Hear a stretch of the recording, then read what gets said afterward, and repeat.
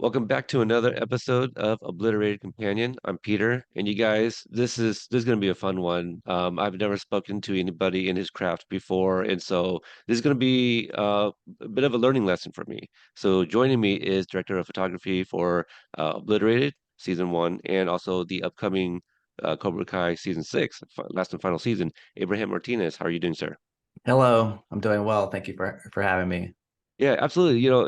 I'm glad that we've been able to finally get a schedule down. We've been in talks for a while to have you come on. So before learn about what you do exactly and the things that you have done, I want to learn, more about you. Where did you grow up? Well, I grew up in a few cities. I was born in San Antonio, Texas, and then moved Okay. away when my mom remarried. We went to Houston, to Denver, and Dallas, and then I went to university in Dallas, and then right when I finished film school, I went to New York, and then now I've been in LA for 25 years. Okay. So how much would you say altogether did you spend in Texas? Well, I moved, I would say maybe 14 years, maybe 15 years, Okay. 14. Okay. Yeah. Yeah, yeah. I just mentioned to you before, when we started recording that I'm going to a wedding in Corpus Christi. That's where I was born. Oh, wow. You No know, way. yeah. So I was born in Corpus Christi. Lived there for a few years. Didn't grow up, but spent some time in Fort Worth, Dallas, Oh, uh, sure. before we relocated to Portland when I was six. And so when people, do the thing like, so where's your family from? And I go, Texas. Yeah, 'cause Yeah. they're not expecting that answer. Right. Um, and so, I feel I still say I'm from Texas, but I grew up in Portland, even though Portland's my hometown now.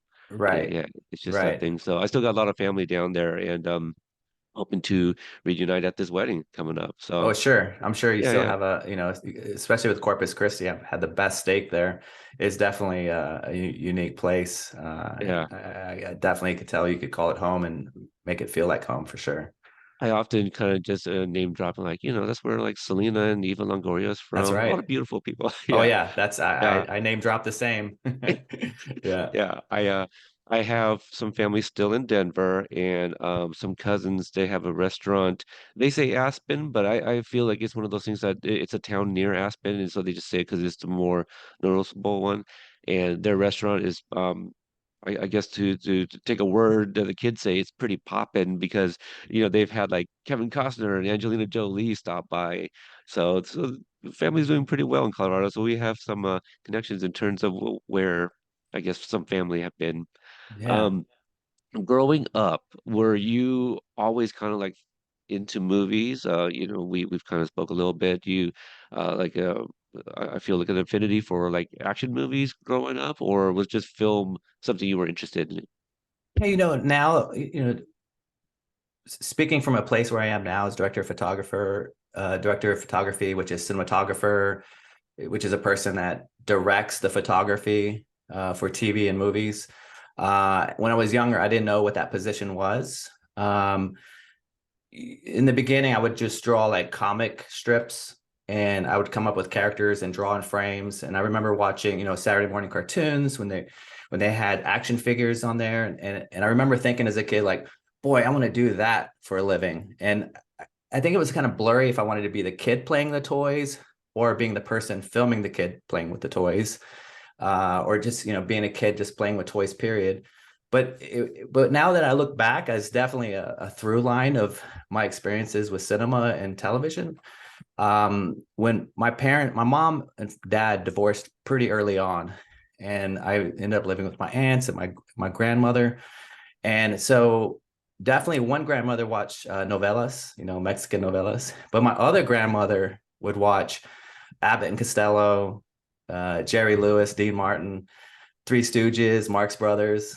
And we would sit down and watch these old movies. And then when my grandma was done, it was Kung Fu. That's what came on television. So we'd watch Bruce Lee and all the karate movies and Westerns. So I felt early, now looking back, I was definitely entering a genre. But even more so, my aunts would take me to the movies, and being Latino, Cheech and Chong. I went and saw their movies when I was just in the first grade. So immediately my path for Obliterated was already happening. So we're like saying, oh my gosh, you just mentioned Selena and Eva Longoria. Then here I am watching as somebody in first grade, like Cheech and Chong, who were basically comic legends.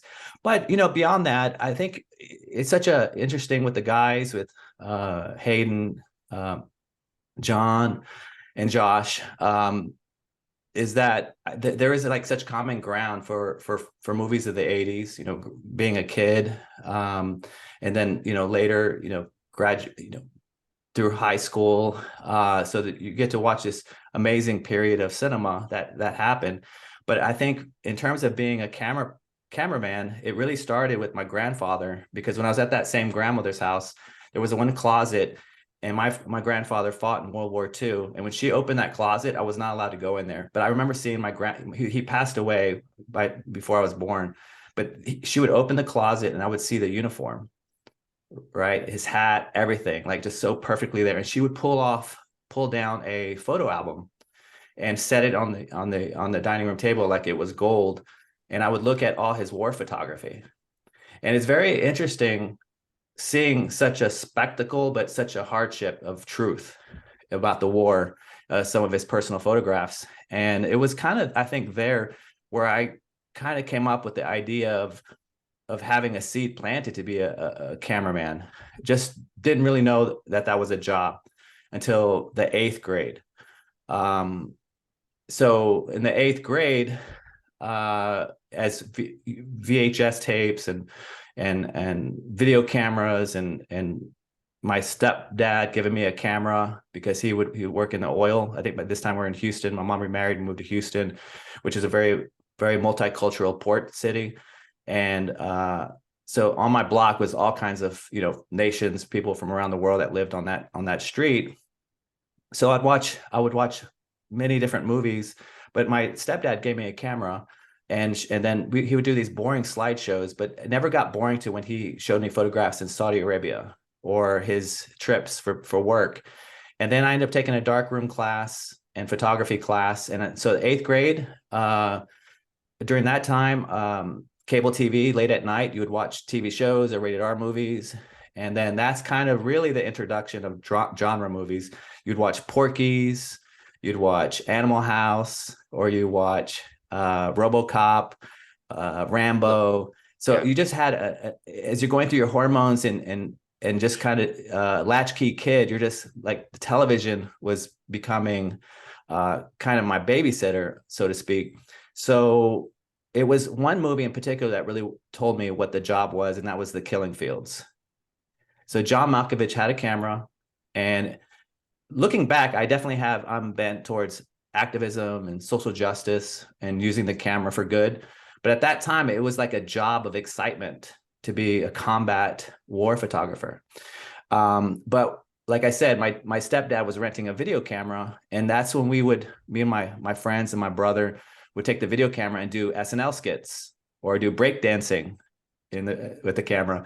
So it was kind of I was starting to go in that direction.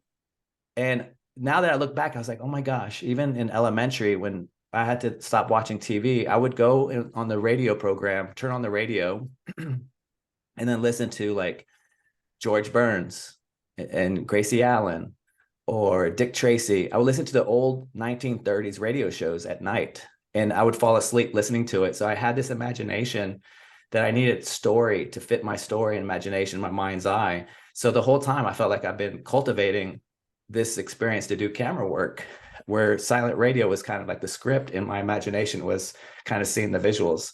So, but then, so cameraman, and then also I saw I was having cereal one day in terms of navigating my desire to be a war cameraman.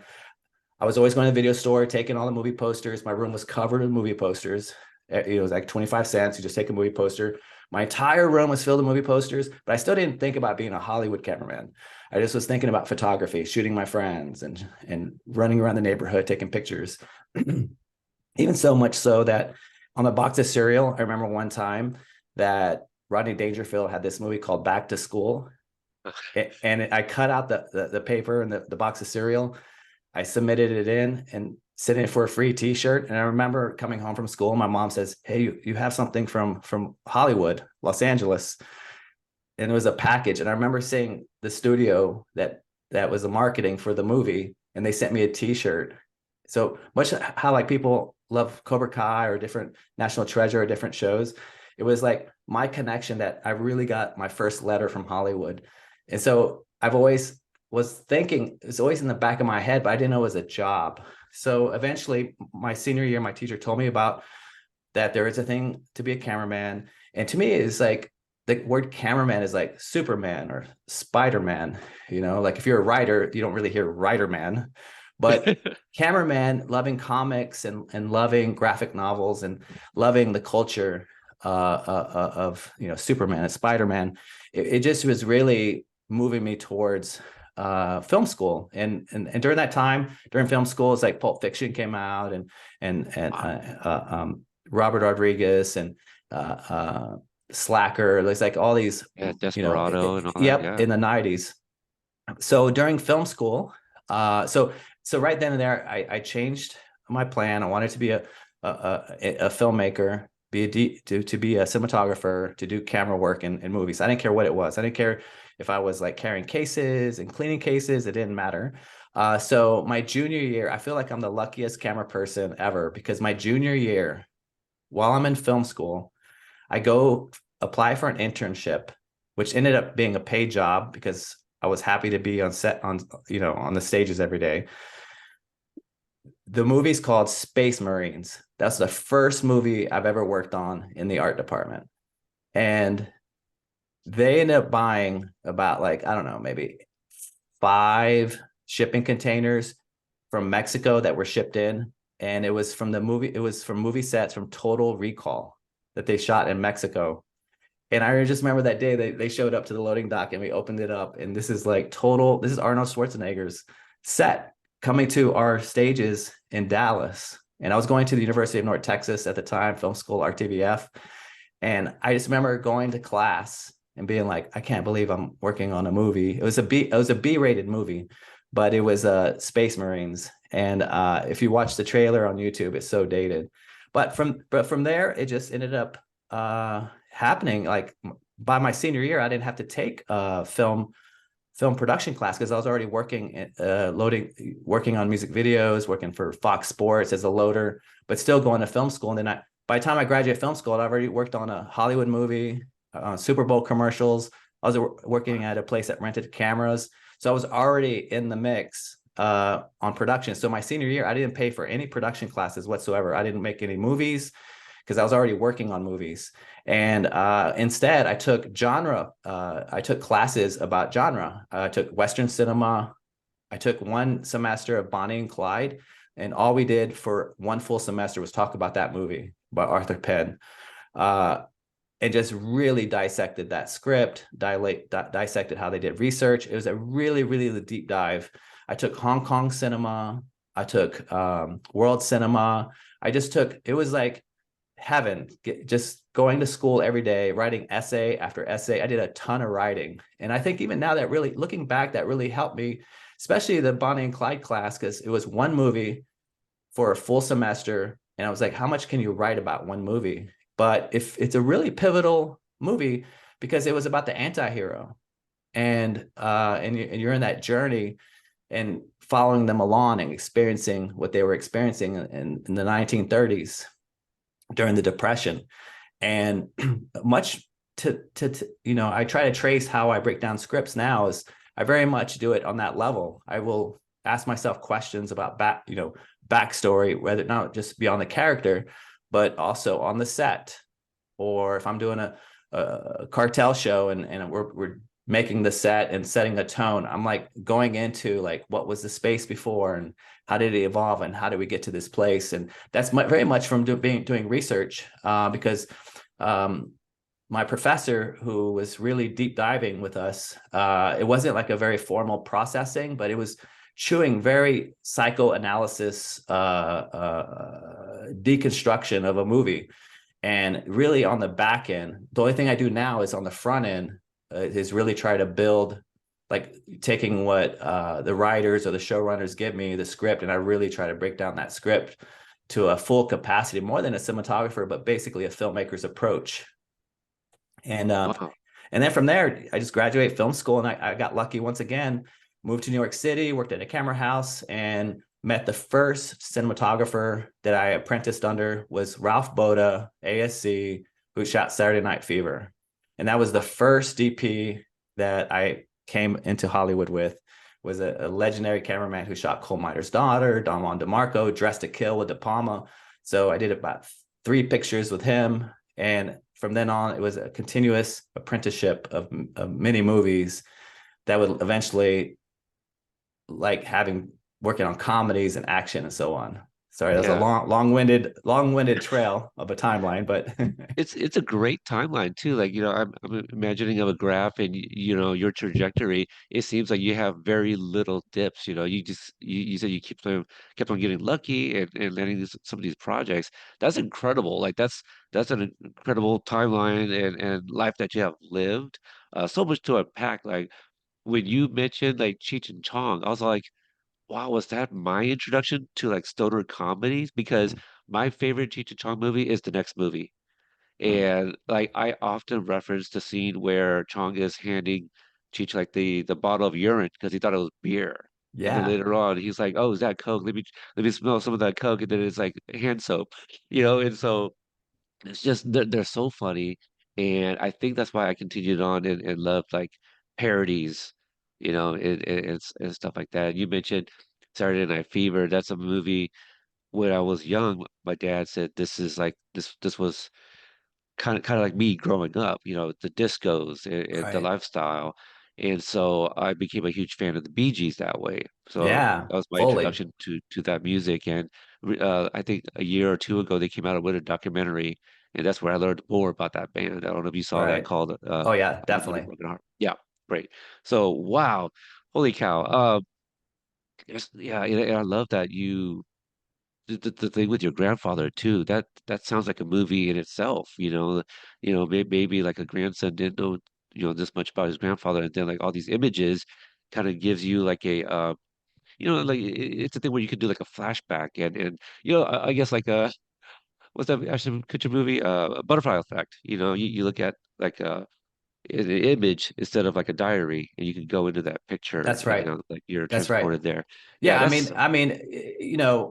that's it goes even deeper because I'm a person, I'm Latino, and basically everyone still lives in the same neighborhood. My mom moved me away from the neighborhood, but my uncles all went to Vietnam, so there's a lot of PTSD. There's a lot of It's a military town basically with Kelly Field. I mean, they even shot the movie Wings there back in the day, a silent movie. But a lot of my uncles went to Vietnam, had PTSD, and it was very much the only time people in our neighborhood or the Latinos went out of the country was for war.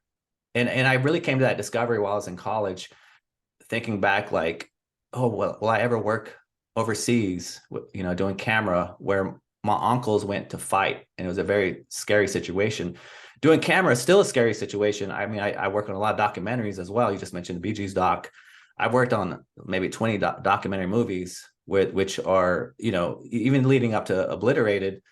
I've done a lot of helicopter time, even having a dictator's helicopter in Africa for 2 weeks that he just let us have to go do safari, to go film gorillas and go on expeditions. I've done helicopter expeditions to AK in snow in the South Pacific and the Amazon.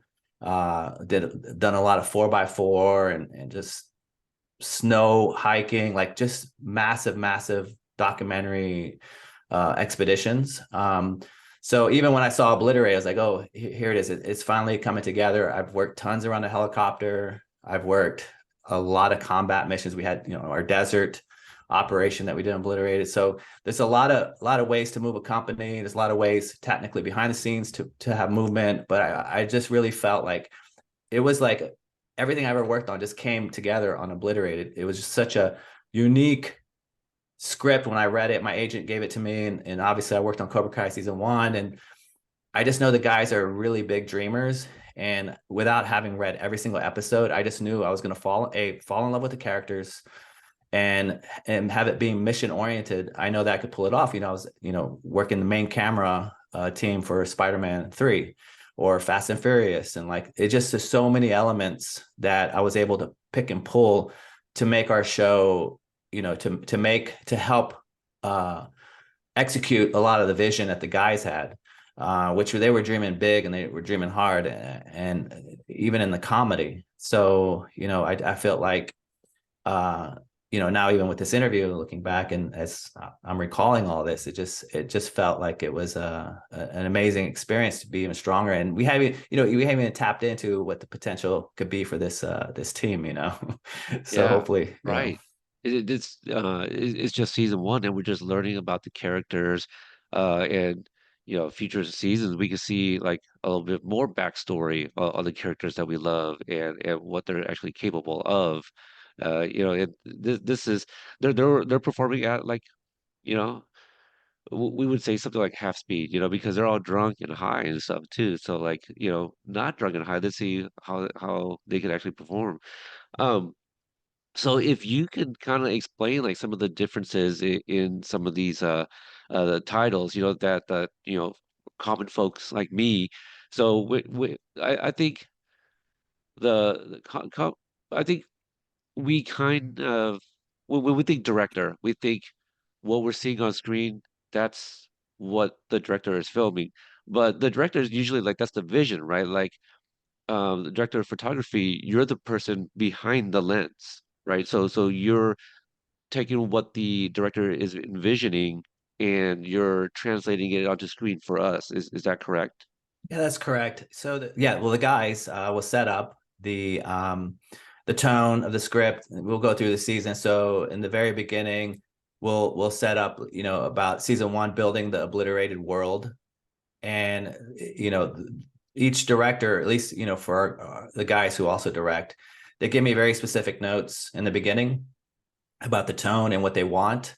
So they will often you know drop some words that I catch and that I'll help translate and interpret to either evoke or emote a certain feeling of what the obliterated world is. And the number one word was to feel sexy, right? So that was definitely a key word. And within that sexy world is a lot of combat. So we also want to make them feel tough. And there's a lot of legacy genre movies that have a certain world built in that's already in that we could tap into. And then on top of it, we have Vegas, right? So Vegas has just a whole bunch of colors and they're wasted, right? So I just know that there's so many other shows that I've never seen Hangover. Honestly, I haven't seen that movie, but it's definitely so many movies that happen in Vegas. But a lot of my interpretation came from exactly what the guys were saying in terms of what to use to execute the look of the show and to build the world. So each director has their episode, and you have your time span of how it happens overnight. So you begin building the worlds, and to me there was like the Vegas world, then you have kind of the agency combat world, and then you have the Russian or the villain world. And for me, this when I first got the script, I was so excited because normally the type of shows that I shoot, the lines are blurred between good and evil or good and bad. The anti-hero, or most often I'm filming somebody running from the law, and I'm always like, where are they running to, and why is I'm always shooting people running away? And so for this script, it was very clear of the good and the bad, the good guys, bad guys. And that's a very much a staple to this type of genre filmmaking, which to me, is I feel like there was no reference for me to go by for Obliterated. If I just scan through the different streaming platforms, I couldn't find a place of reference. It was just too, it was like big anthem comedy, big anthem action. Another word the guys used was spectacle. So everything just wanted to feel bigger.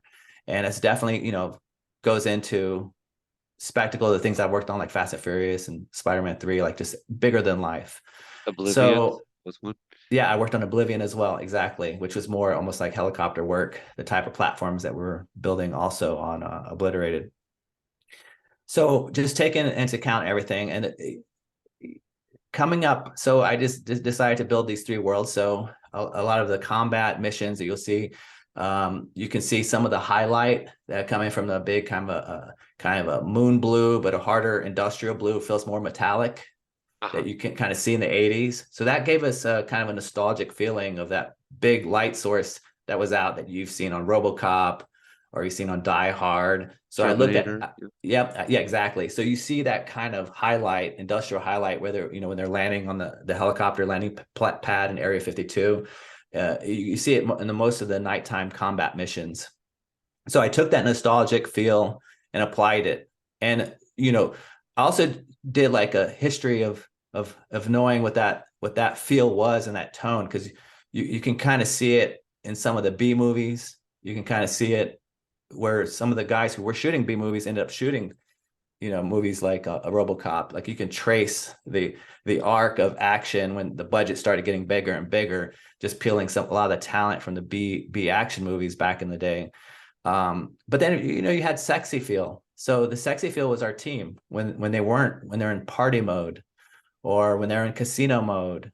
So Vegas is already telling us what those colors are, very warm and gold, beautiful lights. And I really leaned into the values of red, white, and blue. I know it's the American colors, but I was really wanting to reserve a space for all the colors of Vegas so I can have some sort of meaningful approach of building these worlds. Whereas the bad guys, the villains, I wanted to create more of like the safe house to make it feel kind of like they just dropped some coin, got a safe house, and it's just very uniform in the lighting. Like it's just very impersonal. And I didn't really want it to have like warmth. I wanted to reserve that warmth for the team to feel sexy. And also with the Chad flashback, I really wanted to incorporate a more domestic warmth. So if you take that channel of yellow or warmth, there's a different variance because you can make it very industrial, which was the case for the Russians, and you can make it very gold and warm and sexy, right? And then the red, you can use the different reds in the strip club. You can use a red for like alarming when they're in the helicopter, which if the red's always on, it means they're in mission mode.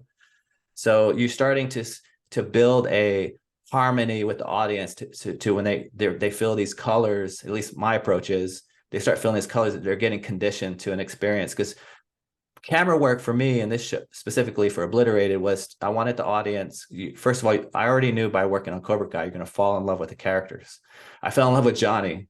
I fell in love with his experience, and that's how the guy's right. And I knew immediately if I take Obliterated, I'm going to fall in love with these characters, and we're going to go on a journey with them. So I was already prepared, having worked with them before, and knowing that I'm going to fall in love with Maya, McKnight, Ava. And so I really want the camera at times to feel closer, like we're the audience. Like if you get in a roller coaster with someone, which is our show, which is total insanity, I want you to be right there next to them with with the camera. I just wanted the audience to feel their experiences going through. So then, of course, we have candy corn colors that were very clear what those colors are for that palette. And then that leaves us with the color green. Ah, So green's a very interesting approach because also hearing from the guys in their notes, they mentioned how Johnny Lawrence had a lot of that fluorescent green tone in season one, which okay. which basically, as you know, Daniel was in the spotlight season one. He's always had the charm life, the hard work. He was trained proper. And then with Kreese and Johnny was in the world where he was not in the spotlight. He's more an industrial, maybe cool white, kind of like not so flattering light. I think in his office it felt very green. It was like a lot of glowing fluorescence just outside, the bodega. It's like he was out there. So Hayden had mentioned like maybe not so much green, like, last time I worked with him was Cobra Kai season one. They're like, okay, maybe not so much green. So they immediately told me, green's not a sexy color, period. So I decided to withhold and to have restraint on that channel, because as you're watching TV, there's like so many different color channels. So I put a bit of a restraint. I talked to art department, art director, interior design, wardrobe, props, and I said, hey guys, let's try not to have green whatsoever. And by doing so, what it does, if green happens to show up on set, then it's something special. And that's exactly what happened. The bomb is green. Maybe you could tell me what's Oh, green. I think you would know, right? The yeah, bomb. the Bob and the Gremlin. That's right. And there's also one thing that she throws in the pit. Oh, the dildo. That's right. Right. Yeah, yeah. That's right. Okay. So what ends up happening is that the color green, every time you see it, gives it a pop. So I didn't eliminate green, just totally reduced that color channel to when you see the bomb, it gets heightened. When you see the gremlin, it gets heightened. When you see the green glow, it gets heightened. And and ultimately when Maya falls in the pit, there's so, it ends up being like where it was meant to be used for something else, but ended up just being utility. I know there's a lot of jokes going around about body parts, but in the end, for Maya and that specific mission with the Scorpions, she took something that just ended up becoming utility. It wasn't done for pleasure; it was done for utility. So I found it fascinating that with the green channel, it just became just something that brought it out to the open. And I'm not too sure, like if you see other green, you could read into many things. I think if Eugene was wearing green at the end, did he become part of that world that green engulf him if he was wearing the color green? So there's a lot of meaning that you can do when you set up certain boundaries and restrictions. But that's basically one part of many of lensing and just creating a look for the show. Yeah, I love the green from the Duke. Uh, I don't re remember when you started when you discovered like my Instagram account, right? I had a different logo for the podcast, and I was like, okay, well, we know it's Vegas, we know military, and so I kind of just like made this like slot machine with like a pre-roll joint and a silhouette of a lady, and then when the trailer came out, I was like, oh my God, look at that bomb.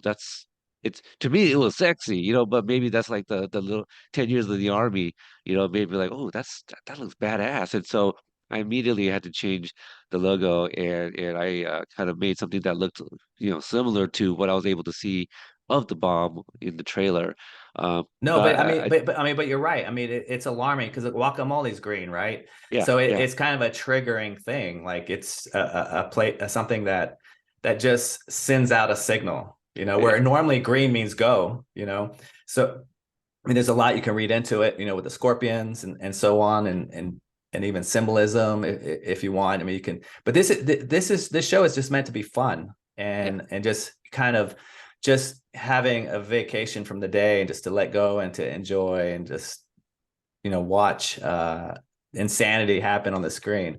But yeah, I mean, I think in terms of legacy and the genre of military, I mean, green and fatigues is a big thing. Green is, you see so much green in tactical missions. And so for Vegas, I just kind of wanted to have a place of celebration.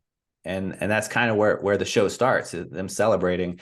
And that's what this show meant for me personally, because all the other shows I've been shooting, which I love, everything that I work on, to me, this was completely a place of celebration. I mean, even when we scouted, I think when we were in the prep process, the guys took me to Vegas and we scouted Vegas. I took a ton of reference photos with my Fujifilm camera, and they took me to a real life pool party.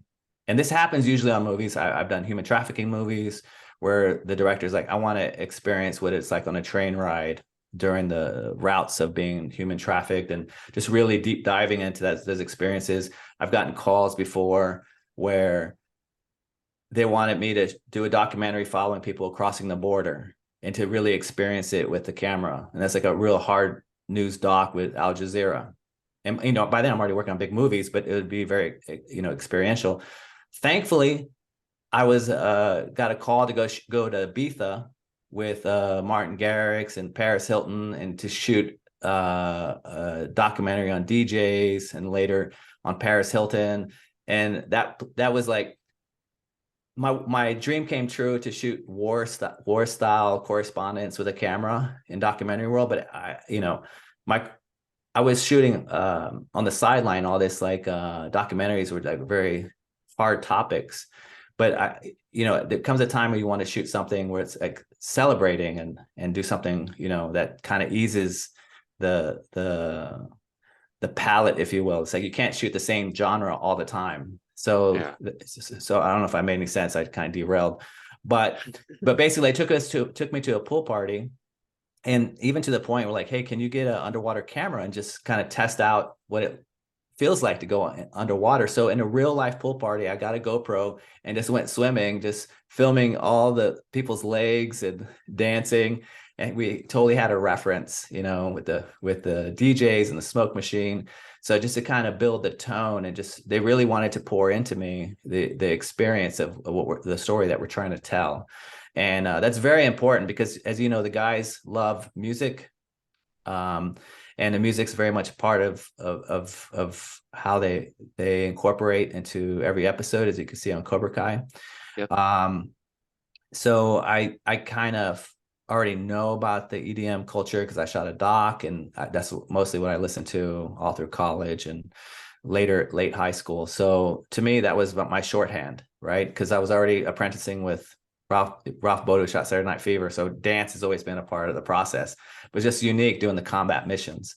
So doing that all goes into helping build the world, listening to the music, listening to DJ culture as I'm shooting, listening to it while I'm driving, and just kind of figuring out, because the camera, it helps inform the movement and making it lyrical. And I mean, come on, Cobra Kai, these guys are very intent on building a world and serving all the senses. And so ultimately the look of the show to me, in the bottom line, was I wanted the world to feel delicious, not only sexy but delicious. So just like candy corns look, the colors pop, the guys are all high and wasted. So in the show throughout, you'll see the certain orbs and the gold and the reds, and I just wanted all that color to be tasty, delicious. And that was kind of the translucence and the different layers that I packed into the photography and lighting, is kind of the tonally what I wanted to do throughout the whole show.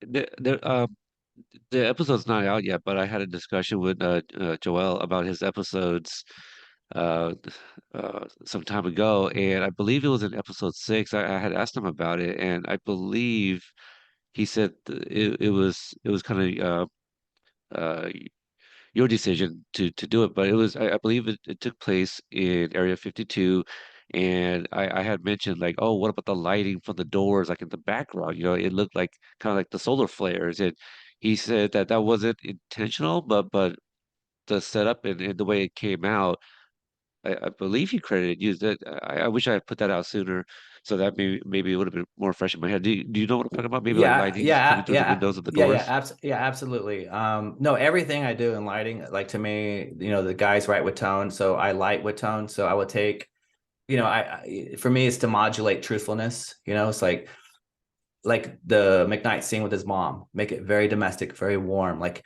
that is like dipping into his psychosis, right? The connection with Rambo, and to make it feel warm and have a place of comfort, and then you just catapult him into the mission. So for Area 52, I was told that it was from the guys that you just don't know what's happening. It's like there are aliens back there, or like what's happening behind those windows, or they're like doing undercover research, or is it like four-headed monsters? Like we don't know what exactly is happening in that secret military base, that we clearly say on the show, that no one knows about it. When she's doing the interrogation, like no one's supposed to know. Like bad guys are there, so you got to imagine like a comic book world of just things of mystery behind those windows and glass and operations. So to me, that was like a very much like a solar flare, but it was also a place to be like, it's just in the agency world, there's like so many lines that are perfect, like, and for me, it was to have a disruption of that place. Like things are just off kilter. And plus the guys are high. It's like if you were high in high school and you had to go to the principal's office, like all of a sudden you're like, everything around it feels orderly, but something is off. Well, what's that streaming light? So every now, I didn't want to overdo it, but that was a very hard hit, solar flare, that one. But you will see that periodically. So at the very end of the movie, you see it again, but this time the world is in order. People, they're all dressed. Our team is dressed up. They're sexy. The lighting, like everything is in proper order at the end of the movie as they're celebrating and probably getting wasted again, you know? So it was kind of a through line of like kind of a cotton candy or a Jolly Rancher, or like, you know, it's something that was totally intentional. Yes. Yeah, well, that's amazing, right?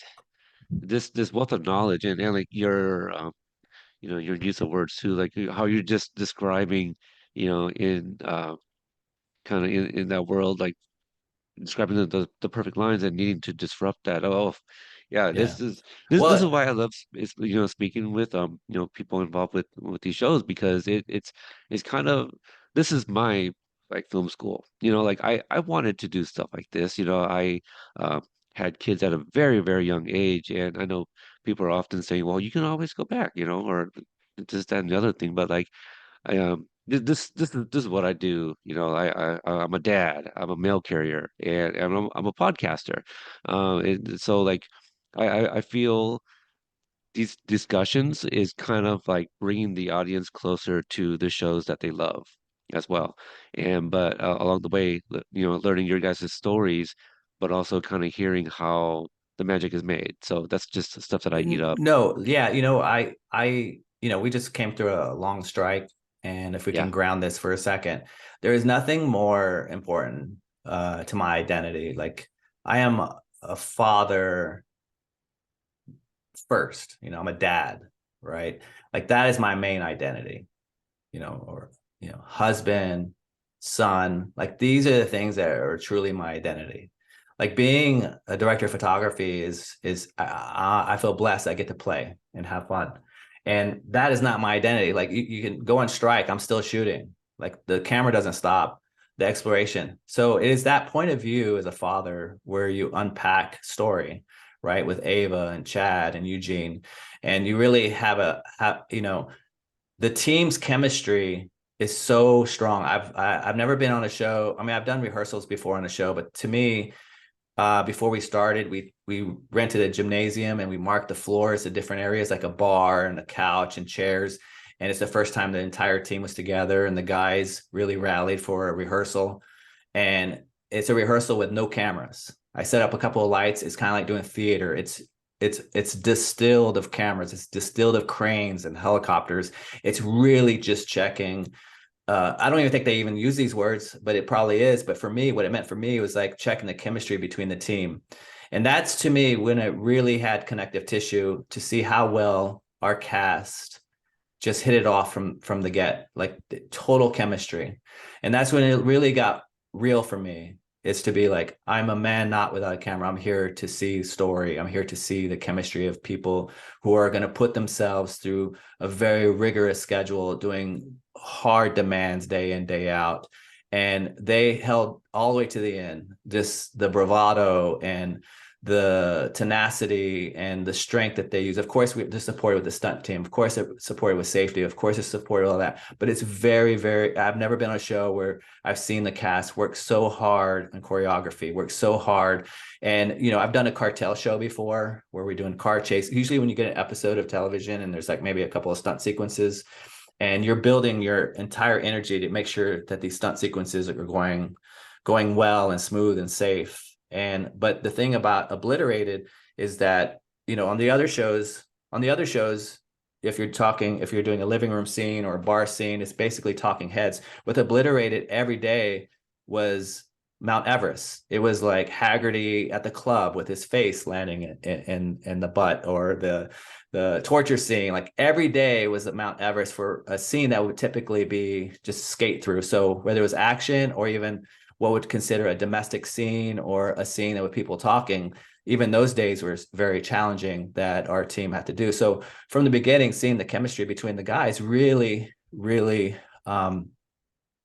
motivated me to know that the audience has to feel experiential, like that point of view for every scene because as you know, it's like, oh my gosh, here's this scene's honing in on Maya at this part, or Eugene.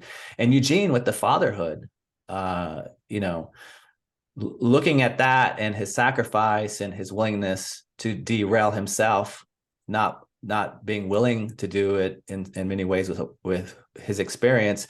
But even when it came time for him to be the sacrificial lamb, when you look at that space that was Maya's command center, when things were restored for her, but things were off, they were off for Young. And if you look at one shot, there's a piece of red that, you know, it's a very like cool and blue techie command center. But just as you're looking at the shot, there's a piece of red that is glowing from one of the hard drive main drive servers, and that red is casting onto Young, and you could feel a little piece of red. And that's the same red that he can't escape from his helicopter on the mission. Like he's constantly thrown. So it's these kind of like scene by scene is to build into story and to reinforce those color tones that kind of reach into it. So it shows the intensity of his character. It just gives a little sense of urgency. Red can be passion, red can be emergency. So it's just really knowing when to use certain types of red within it. And, you know, obviously the club was more candy red and passion and so on. When you're talking about like these colors and like immediately I start thinking about filters and stuff.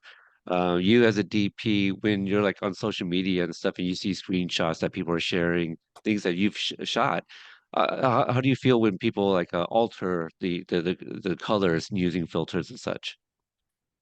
Well, for me, you mean in terms of taking the pictures from the show, or taking, or just, or Yeah. period of the work that I do?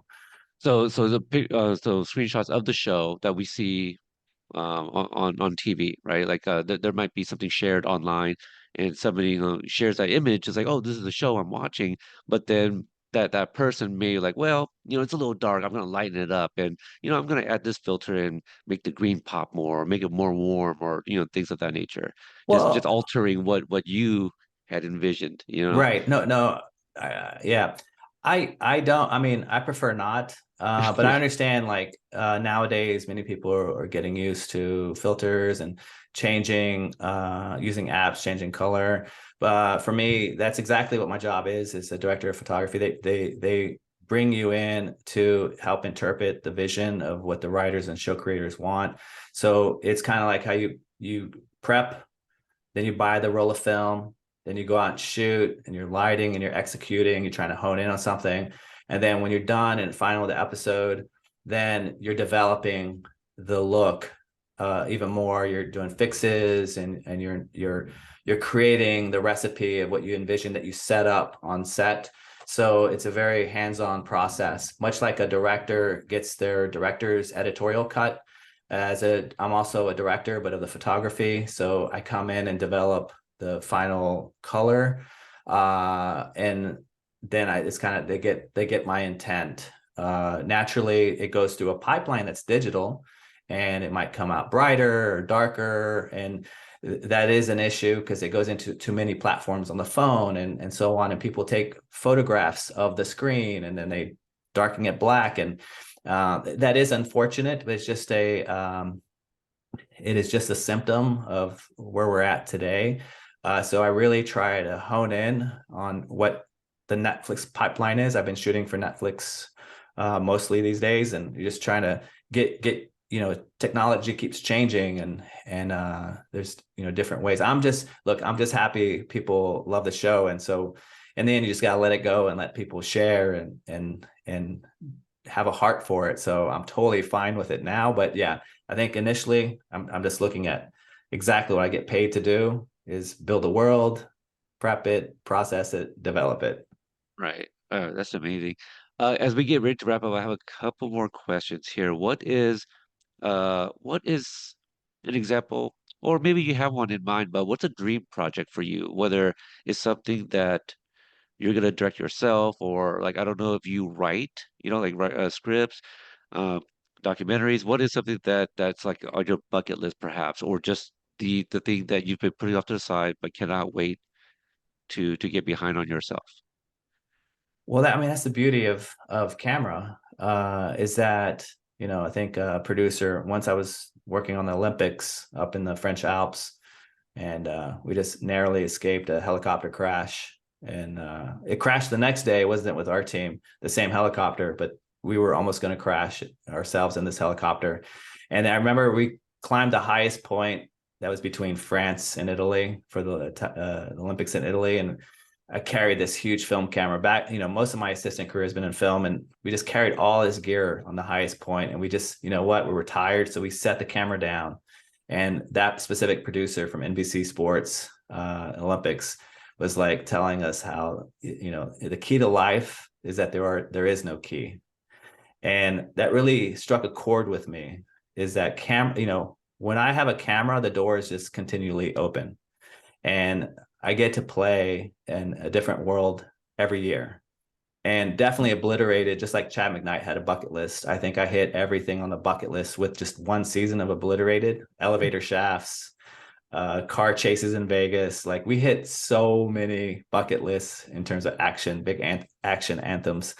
But I think my heart is definitely gravitates toward having the camera do good in terms of activism, social awareness, bent on social justice. I think that's, goes back to my uncles with PTSD, and just kind of having a point of view. Like I mentioned, like, where are they running? Why are they running from the law? What's the story? What's their background?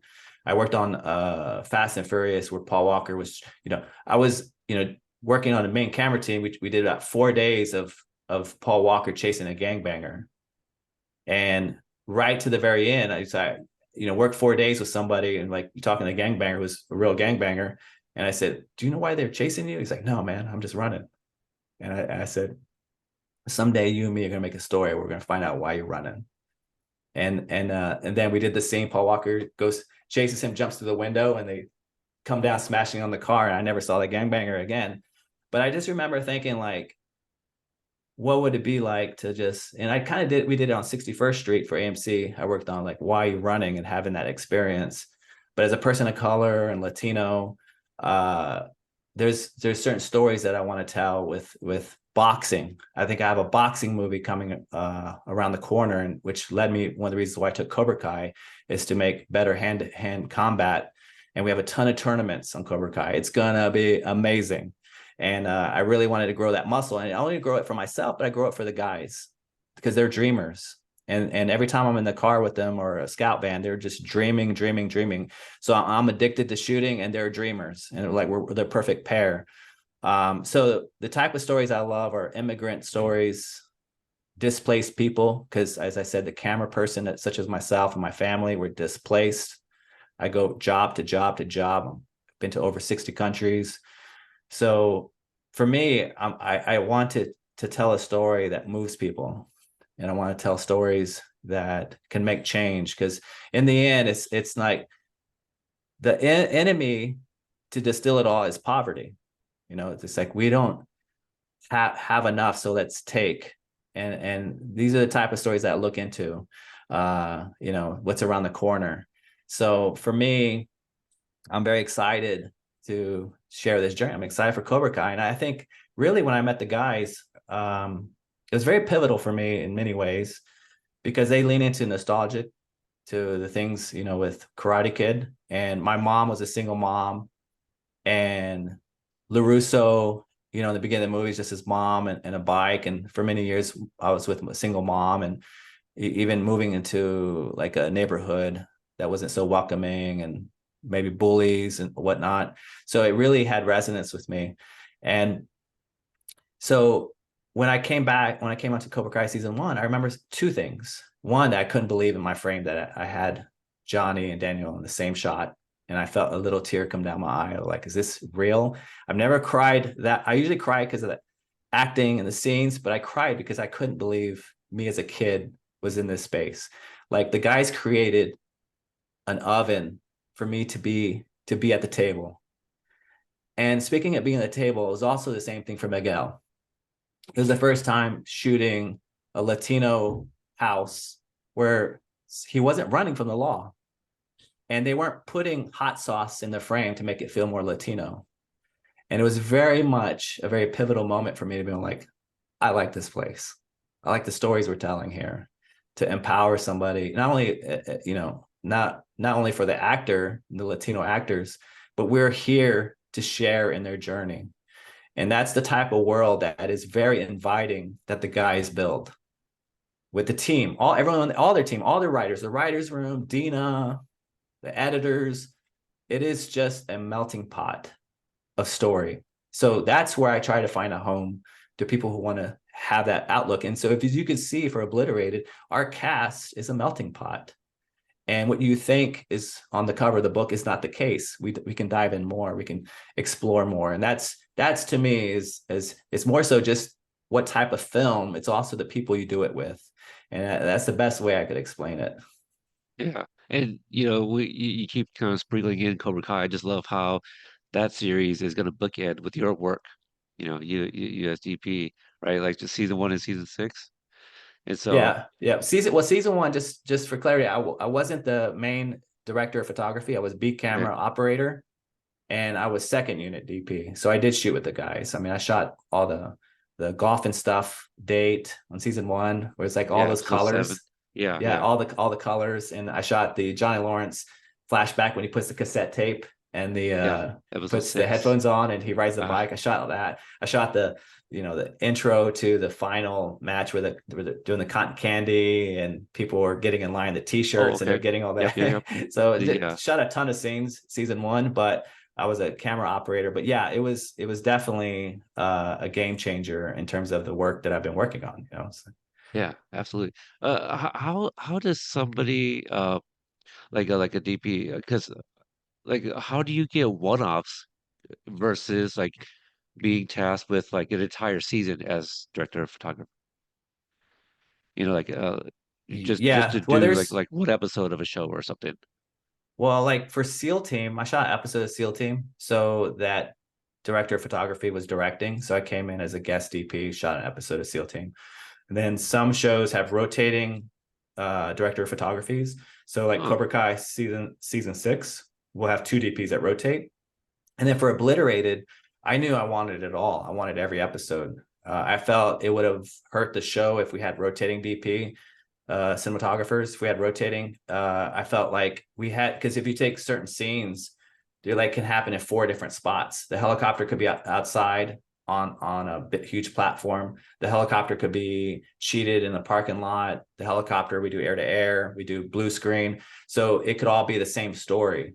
So you have to connect the dots. If you have a rotating cinematographer, then it's like, what did he do? What did he or she do? You know, did she do this specific type of lighting value? So I felt to have it really concentrated, I knew my skill set was built for it. It was very demanding, but I felt like I kind of knew we had a missing piece with the bullet that we owed, back in Vegas, and all these certain strips of scenes that were left on mark. You have to think of it in puzzle pieces. So, Right.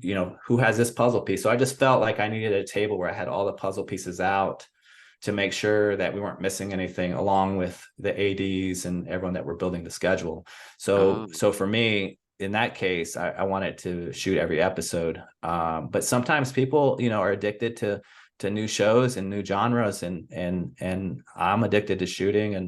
And if you see, before this, I was shooting National Treasure for Disney Plus, and because I like treasure hunting and I like being displaced, and it was yeah. like a fun genre show to shoot. So that year was spectacular with National Treasure and Obliterated.